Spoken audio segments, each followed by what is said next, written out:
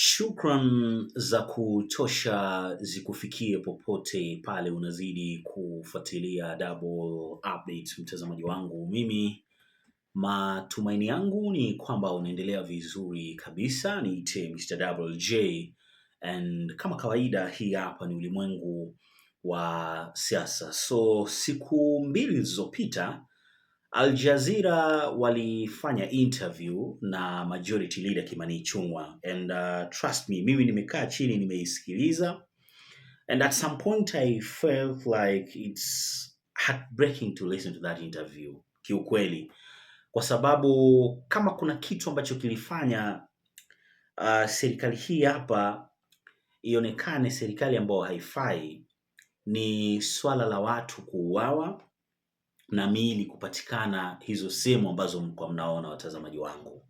And ilifika point ambapo Kimani Ichungwah anashindwa kujibu baadhi ya maswali ambayo alikuwa anaulizwa na mtangazaji huyo wa Al Jazeera. Angalia hata kwenye comment section, Wakenya wengi wameiona ile interview na sifa nyingi zimemwagiwa huyu mtangazaji kwa kusimama vizuri na kuuliza maswali bila kuogopa. Sasa kwenye hii video nataka usikilize, kwa sababu tuwezi tukaweka video moja kwa moja. Nitajaribu kukuwekea hapa sauti tu, usikilize namna ambavyo Kimani Ichungwah alikuwa anajibu part ya abductions na mauaji ambayo ilikuwa inatokea, kwa sababu hapo kwa promises aliulizwa kuhusu promises, and nilipenda namna ambavyo mtangazaji alikuwa amefanya research yake vizuri. So wakati anaulizwa kuhusu promises, ikawa anashindwa kujibu ni mangapi wamefanikisha na hizo zingine kwa nini hawajafanikisha, na ni vitu ambavyo wao wenyewe walikuwa wanapeana mpaka muda wa kuvimaliza. Kwa hiyo nataka usikilize part hii hapa ya abductions na killings ambazo tumeziona hapa nyuma, mtazamaji wangu. It is not true that people demonstrate and you open fire. It is just the nature of what happens with our demonstrations, that they turn violent and the police have to intervene. And let me say that at this point, it's not just unfortunate. We all regret the loss of life during the 2022 demonstrations and even the demonstrations of June last year. Unfortunate that lives had to be lost, but it was not that.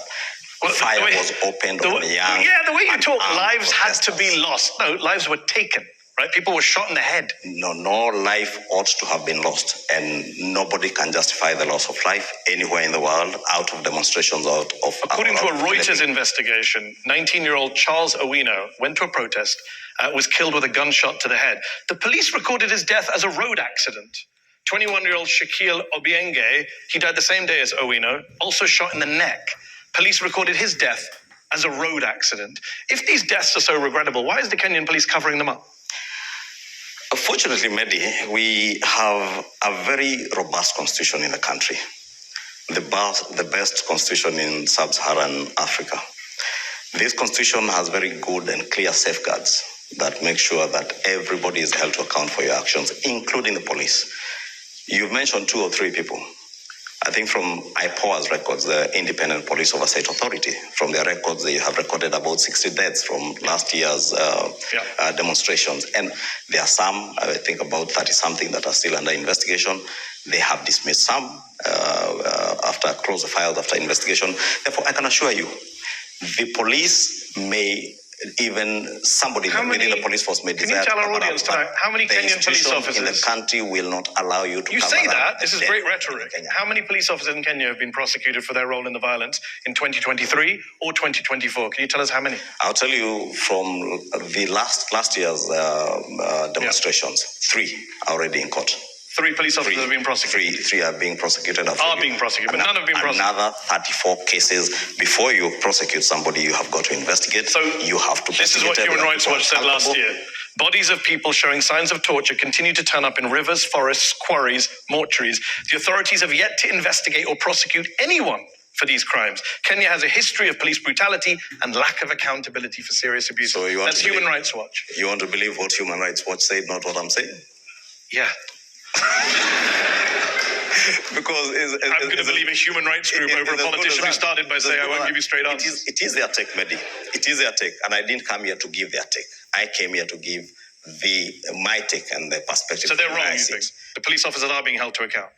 They are wrong because the police officers must be held to account. But they haven't been. And that is why we have institutions that we hold them to account. So what you said today about the deaths sounded good. You said it's regrettable, there should be no loss of life. That's what you say here. What you say in Kenya is a little bit different. This is what you said in December about the abductions of young people. You said that they're a way for people to basically con the system. You said these people, quote, they're not really abducted, you said, quote, they're locking themselves in Airbnbs with their girlfriends and hiding. Are you saying that all these abductions, Kenyan parents crying over missing children, bodies turning up in rivers, that's people pretending, hiding with their girlfriends in an Airbnb? Do you understand how offensive that sounds? Mehdi, I was speaking in Bungoma County. And the context was the clamor for, there was the misconception that every other abduction in the country was being perpetuated by security agencies. But what I said is that we have laws in the country that people who are construed to have broken the law in terms of the Computer Misuse and Cybercrimes Act, if they are found culpable, the DCI or the police should and must arrest them and take them before courts of law, because that is what they deserve. And the police and security agencies have no business abducting anybody, and nobody should be abducted. But they are abducting people. By security agencies. But they are abducting. Allow me to make my point because you asked me a question. And it is in that context then that I said, and again, it is not all cases, Mehdi, that were out of abductions or what was construed to be abductions. And let me tell you, there were cases where people, somebody was holed up in an Airbnb, but reported himself as abducted. But for you as a leading politician in the country, where people are being disappeared in a democracy in 2024, 2025, it seems a strange thing to focus on, not the kids whose bodies are being found in rivers and forests and warehouses with gunshot wounds to the head and the neck. And instead of focusing on that, you focus on one case of somebody in an Airbnb. Seems strange. Mehdi, I also say there are cases of political conspiracies where people... Can we talk about the cases that are open and shut, police, intelligence services abducting kids? You accept that happens in your country?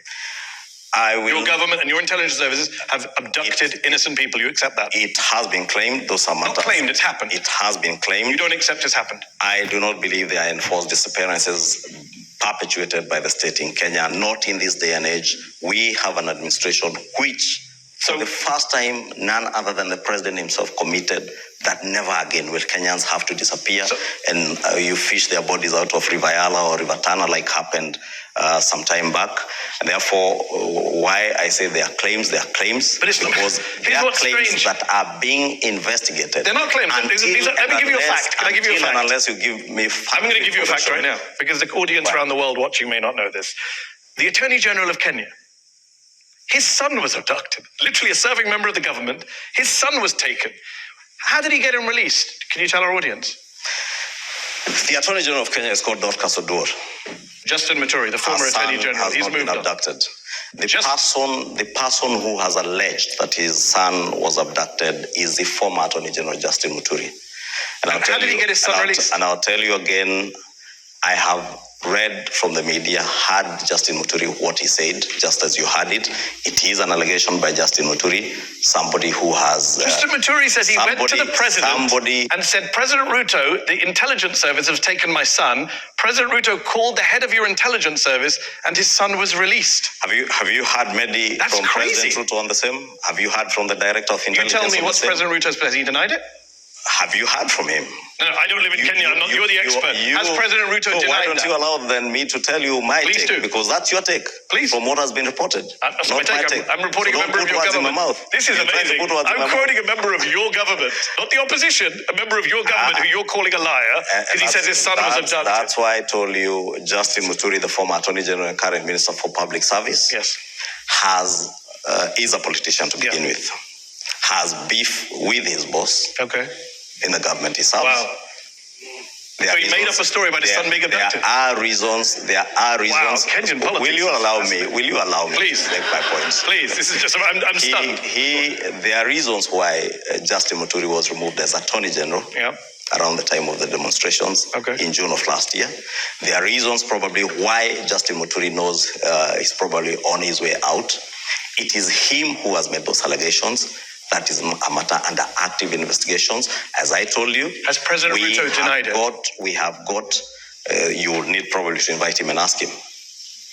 You can't I am not President William Ruto, neither has he denied it? It's a simple factual question, yes or no? I have not heard him, and I don't know if he has been asked to. So I just want to recap for our viewers, just to be followed. A minister in the Kenyan government has said that his son was abducted by the intelligence services and the president of Kenya had to intervene to release his son. You suggest the minister is lying and on his way out, but the president hasn't denied any of this happened. I don't suggest. I tell you emphatically, the minister has reasons to lie. Okay. Emphatically. He has reasons and he's on his way out? He definitely knows it. All right, Justin Muturi, if you're watching, you may want to put your resume out there. Let me tell you, Mehdi. Let me tell you, because it's all politics. Even the abduction of his son is politics. It is all politics. He's playing politics with a very unfortunate incident. Let's bring in our panel now to see what they think about all of this. I'm going to go first to Ichungwah Houghton, who is the Executive Director of Amnesty International Kenya. Ichungwah, your organization has been documenting a lot of these abductions. You yourself, I believe, have spoken to some of the abductees and their families. Kimani suggests that this is kind of water under the bridge. There's no real evidence for now. A lot of it is politics. What's your view?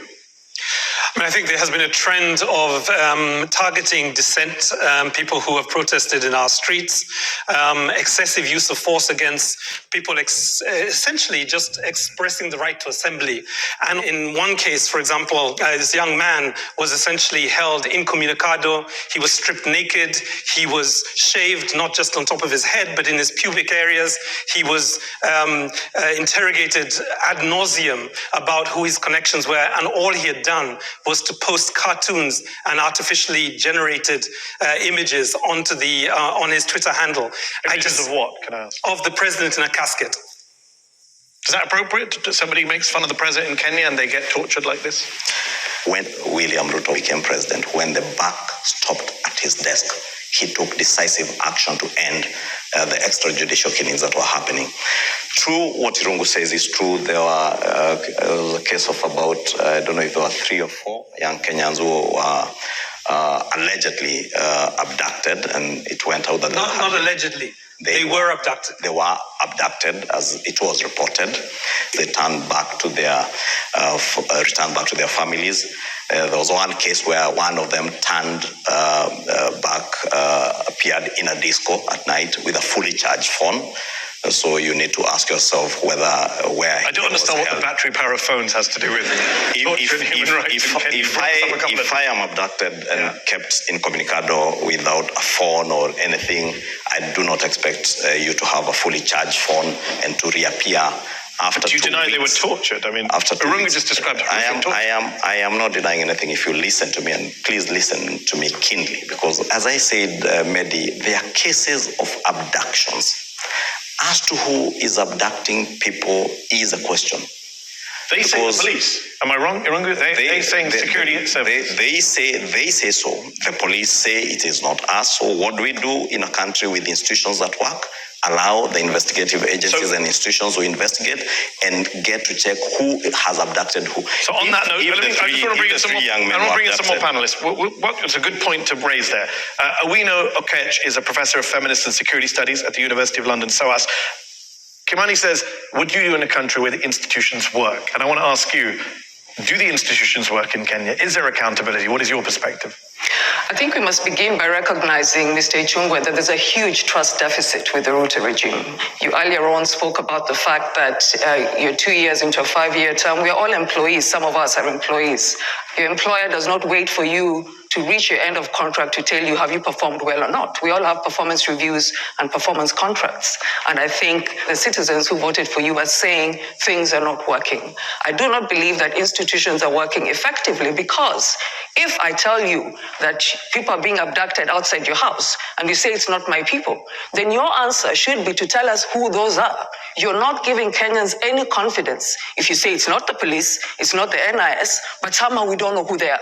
And we're supposed to automatically assume that that's fine since it's not the police and National Intelligence Service. Trust must be rebuilt, Mr. Ichungwah, if we are to trust the Ruto government. Do you want to respond to Owino?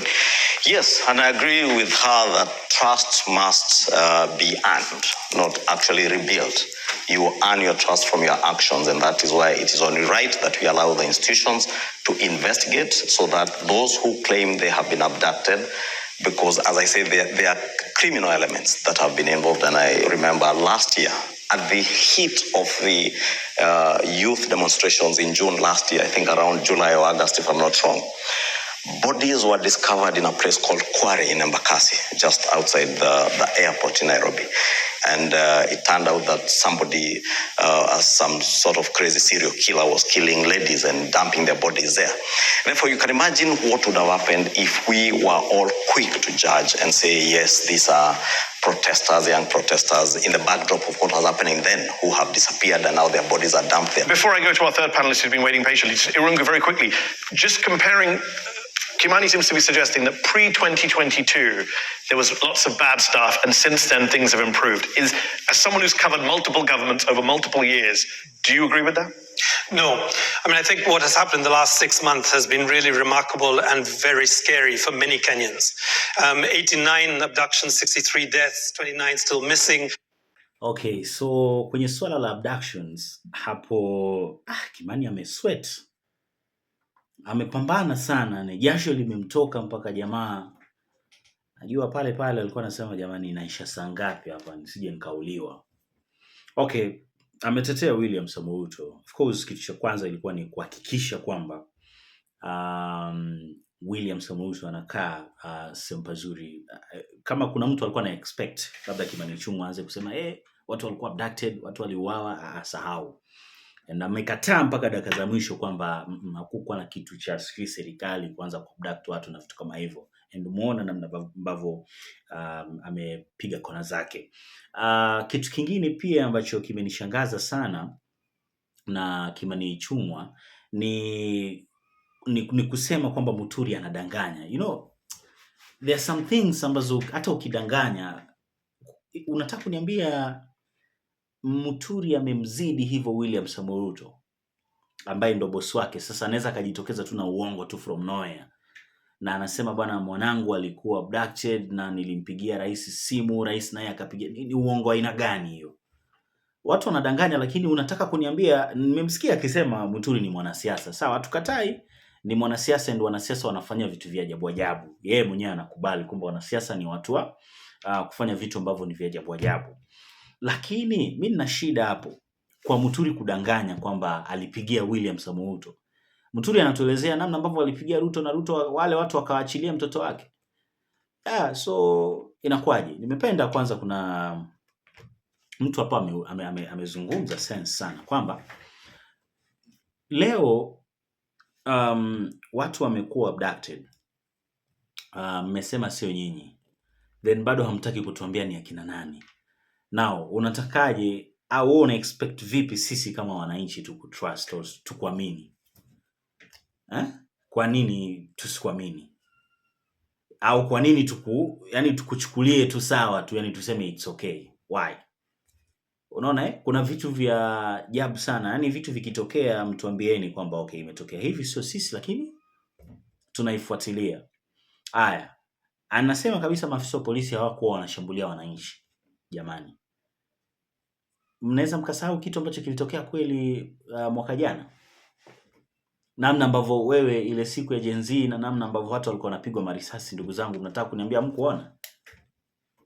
Mliona kila kitu, walikuwa wanapigwa marisasi, na sio tu kwamba wananchi walikuwa wanajiua wenyewe. Hiyo mnataka kuniambia mmesahau? Nimemwona anatetea maafisa wa polisi, but again Ruto mwenyewe mimi sijai kumsikiliza popote. hajawahi kuizungumzia popote. Mimi nimekuwa nasikiliza akiongea, akisema jamani, maafisa polisi kuna sehemu mlifanya vibaya. Hakuna hata siku moja William Ruto amesimama mbele ya watu akasema maafisa polisi kuna sehemu hamkufanya vizuri. Kama ipo mtu aniambie, anitumia hata link kwenye WhatsApp yangu, anaweka nambari yangu hapa, tuone kama ipo. Hajawahi, na amekuwa akiwatetea na amekuwa akiwafanyia vitu vizuri maafisa polisi au wakubwa wa polisi, not maafisa wa polisi, kwa sababu maafisa wa polisi najua wanaishi maisha tofauti sana na wakubwa wao. So kuna namna fulani hapa vitu tu havieleweki, na ndio maana nilikwambia nani Ichungwah amepitia muda mgumu sana. Yaani mpaka anakuja kujibu maswali hapa. Mpaka interview inakuja kuisha amekubali. Sisi getoni tunasemaga ametii. Mbona Ruto mwenyewe hajawahi kuzungumzia maafisa wa polisi? Kama kweli, si tu kwamba kama kweli marisasi zilikuwa zinapigwa kutoka kwa nani? Si maafisa wa polisi. Wengi tu walikuwa wameuawa. And tuko hapa na nyinyi wenyewe mnajua military ilimsaidia sana William Samoei Ruto. Ilimsaidia big time. Kama sio military watu walikuwa wana overthrow William. Hii serikali ilikuwa inatoka vizuri sana. Kama sio military, hii serikali ilikuwa inatoka hii. Hata yani hatungekuwa tunazungumzia Ruto sasa hivi. Mimi nakwambia ukweli. So hebu niachie maoni yako hapo chini kwenye sehemu ya comments, lakini kikubwa zaidi subscribe ili uendelee kupata taarifa nyingi na mpya kila wakati. Bye bye.